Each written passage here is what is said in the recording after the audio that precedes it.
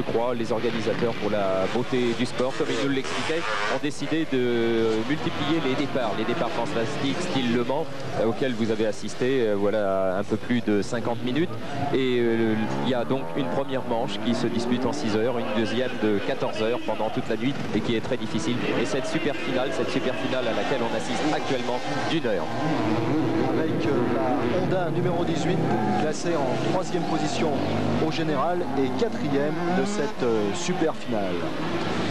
Ce que je voulais dire, c'est que cette année, les équipes ont fait un effort tout particulier dans les stands.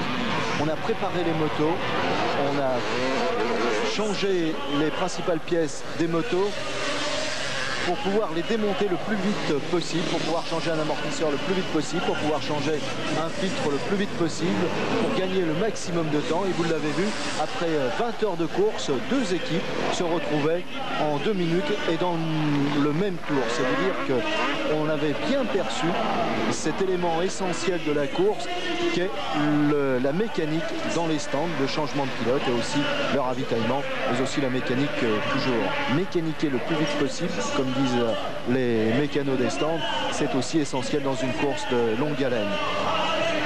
Il ne fallait pas partir trop vite, ils ne sont pas partis trop vite, les gens de chez Honda, mais ils vont remporter une superbe victoire dans moins maintenant d'1 minute. Mais il faudra quand même laisser la numéro 2, la KTM de Jean-Luc Fouché, savourer sa victoire dans cette super finale. Ce sera quand même une belle revanche. Une manche, ce n'est pas la victoire finale, mais KTM a déjà remporté ici 2 victoires. C'était en quelle année, Jean-Jacques? 2 victoires de KTM. L'année dernière, donc 86, et une autre auparavant. En 83. Lors de la 5e édition. Et Kawasaki en sera aussi à 2 victoires. Absolument, dont une victoire en 85 avec Bruno, Perrin et Branlé. Branlé toujours là. Oui. Oui, il est 15h59 minutes. Et Philippe Branlé vient de s'arrêter à quelques mètres de la ligne d'arrivée. Il ne veut pas prendre le risque de faire un tour supplémentaire. Il fait signe à ses équipiers. Oui, ça c'est un des points du règlement, Jean-Jacques, que vous connaissez bien. Oui, je crois qu'il est peut-être bon de préciser à quelques secondes de l'arrivée que les concurrents doivent accomplir 24 heures très précisément. C'est-à-dire que la pendule s'arrête à 16 heures et si les concurrents de tête passent avant 16 heures précises, ils sont obligés de refaire un tour complet. Ce qu'évidemment le pilote de tête n'a aucun intérêt à faire. Voilà, alors imaginez bien sûr l'angoisse de Philippe Branlé. S'il passait maintenant la chicane, il serait donc compté. Imaginez qu'il lui arrive quoi que ce soit dans le dernier tour. Alors il perdrait grosso modo 7 minutes puisque c'est la vitesse à laquelle tournent les concurrents. Oui, et en plus il a un ennui mécanique, s'il a une crevaison ça arrive, s'il est obligé de pousser sa machine, alors là c'est la catastrophe.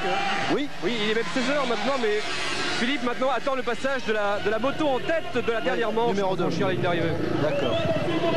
Alors vous allez voir arriver effectivement le vainqueur de cette super finale, la KTM numéro 2 qui aura été pilotée dans cette super finale par Olivier Perrin et Jean-Luc Fouché. Associés tout au long de ces 24 heures de Bretagne à Philippe Gay et Patrick Boniface.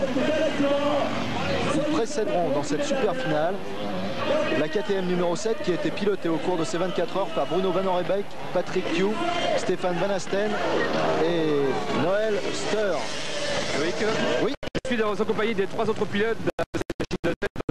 J'ai près de moi Dominique Amar qui a déjà fait 2e et 3e aux 24 heures de Bretagne et qui va enfin remporter cette première victoire. Oui, en plus c'est un bonheur extrême puisque c'est l'année où j'arrête la compétition, j'arrête à la fin d'année et finir avec une victoire aux 24 heures, c'est vraiment quelque chose de fabuleux. Dominique, qui fut longtemps un équipier de Jackie Vimon, ils étaient tous les deux licenciés au motoclub de Tribehou dans la Manche. Oui, j'ai appris beaucoup là, à conduire une machine avec lui et je lui dois beaucoup. Alors vous le voyez, Philippe Branlé, le guidon de la Honda numéro 19, attend patiemment le passage de la KTM numéro 2, pilotée par Jean-Luc Fouché. Il n'y a pas de problème maintenant, non? Non, il faut quand même passer l'arrivée avec le moteur en marche. Voilà, il faut surtout passer l'arrivée avec le moteur en marche. Alors Philippe, voilà, je suppose que comme nous, vous avez entendu les commentaires enthousiastes du... Oui, me dit-on dans mon casque du commentateur, et ceux de Philippe Branlet qui expliquait qu'évidemment il est obligé de passer la chicane au moteur. Superbe image que celle-ci, vous le voyez, le circuit de Ploubalay se découpant sur fond de poussière. Au fond, la mer que vous n'avez pas vue mais qui est fort belle aujourd'hui sous un soleil magnifique, et une super victoire inattendue dans ces 24 heures de Ploubalay pour un équipage breton, petit équipage que l'on n'attendait pas en si belle position, et pour une si belle victoire qui vient inscrire son nom au prestigieux palmarès des 24 heures de Ploubalay. Il s'agit de la numéro 19, une Honda.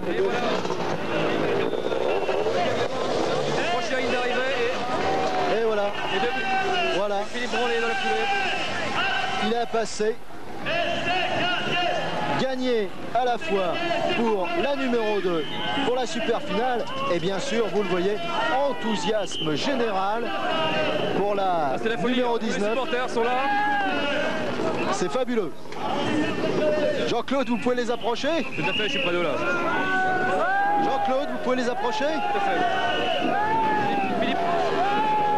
Quel enthousiasme. Non, il s'en va. Oui, c'est la folie, hein. Oui, c'est la folie, absolument.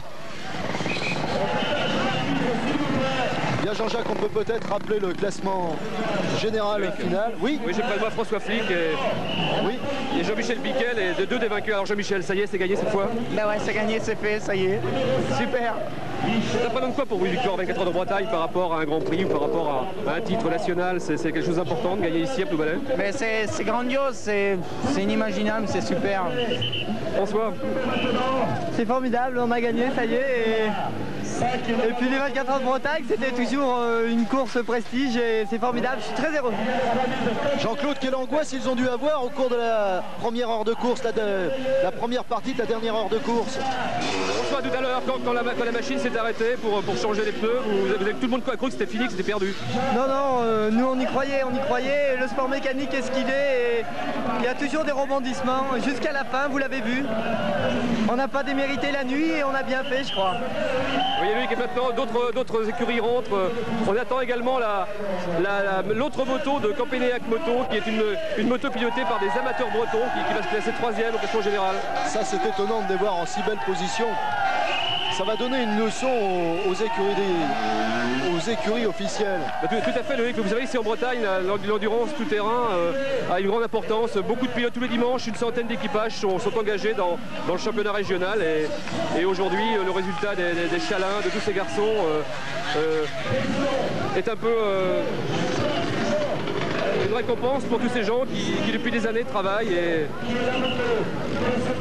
Et vous êtes perdu, mon cher Jean-Claude, au milieu d'une foule complètement compacte. Il y a des drapeaux autour de moi, il y a des gens qui crient, c'est l'ambiance traditionnelle de Ploubalay. Jean-Jacques, on peut faire un petit point sur ce qu'est le classement final. Alors je rappelle, pour la super finale, donc victoire de la KTM numéro 2 qui était pilotée par Olivier Perrin, Jean-Luc Fouché pour cette super finale bien sûr. En deuxième position, la KTM numéro 7 pilotée par Patrice Thiou et Bruno Van Orebeek. En troisième position, une Cagiva. La numéro 10 pilotée par Ludovic Robin. En quatrième position, la numéro 18 pilotée par Jean-Michel Cordouan et Olivier Chalin. Je vous donne le nom des pilotes qui ont participé à la super finale, bien sûr. Jean-Jacques, la victoire finale, la victoire en général. Bien écoutez, la numéro 1 c'est donc la 19. D'accord. La Honda numéro 19, on vient d'en parler. La deuxième c'est la Kawasaki numéro 5, pilotée par Merel, Olive, Blanchy et Bauer. Et en troisième position on trouve encore une Honda, la Honda numéro 18 de Campénéac Moto, pilotée par Chalin, Cordouan, Adam et Le Gourdoul. Une superbe victoire donc pour Honda. Je vous rappelle que c'est la première fois que la marque japonaise gagne ici aux 24 heures de Ploubalay. Il y a eu d'autres japonais vainqueurs ici grâce à Kawasaki, grâce à Yamaha, mais c'est Husqvarna qui conserve tout de même le record au nombre des victoires, alors que vous le voyez, c'est l'enthousiasme général pour saluer la deuxième équipe de Campenaerts Moto. C'est aussi une Honda, je vous le rappelle, ce sont deux équipes bretonnes qui prennent les premières et troisième places. Elles encadrent une Kawasaki pilotée par Michel Merel, Olive Blanchy et Bauer. Inutile de vous dire que c'est la revanche des petites écuries sur les grandes écuries. On attendait le retour d'Husqvarna.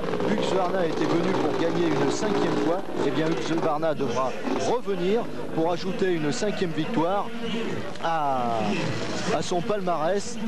KTM aussi. KTM était bien parti pour la gagne. KTM était venu ici pour gagner, pour remporter une 3e victoire. Et bien ma foi, il faudra aussi repasser l'année prochaine. Et l'année prochaine, eh bien, on laissera sûrement pas aller aussi facilement, filer aussi facilement les écuries privées telles que Campenaerts Moto, qui ont donc prouvé à quel point elles pouvaient préparer fiablement une moto telle que la Honda qui vient de remporter ces 24 heures de Blue Valley édition 87. Et c'est sur ces images d'enthousiasme, sur ces images de victoire avec les derniers concurrents passant la chicane, ceux des pilotes qui sont ravis de passer cette chicane sont également évidemment tous les pilotes amateurs qui ont réussi comme les autres leurs 21 heures de course. Imaginez 21 heures, donc 14 heures dans la nuit, ce n'est tout de même pas rien. Bravo donc à tous ces pilotes. Vous voyez même celui-ci, le 71, salue la foule, il a bien raison, car il termine comme les autres et il s'agit d'une Suzuki pilotée par Bernard Lelu, Stéphane Glohanek, Jean-Luc son frère et Loïc Jacques. Lui aussi méritait le coup de chapeau de cette foule immense venue assister à l'édition 87 de Blue Valley. Nous allons vous quitter sur ces images de foule en vous rappelant que c'est la Honda numéro 19 qui a remporté cette édition. Et une dernière fois, je vous rappelle qui était à leur guidon, Jean-Jacques. Eh bien, c'était Biquet, Fick, Amar et Branlé, Philippe Branlé, qui remporte ici sa 2e victoire aux 24 heures de Bretagne. Devant la numéro 5, une Kawasaki pilotée par Michel Merel, Olive Blanchy et Bauer. Voilà, c'était l'édition 87 de ces 24 heures de Blue Valley, disputée en Bretagne, dans les Côtes du Nord, par un soleil éclatant, sur front de mer bleu, même plus intensif encore que le ciel, dans la poussière, c'est vrai, mais pour un superbe spectacle. Les commentaires étaient de Jean-Claude Virfeu, de Jean-Jacques Bray, de Loïc Mathieu, sur des images de Paul-André Picton.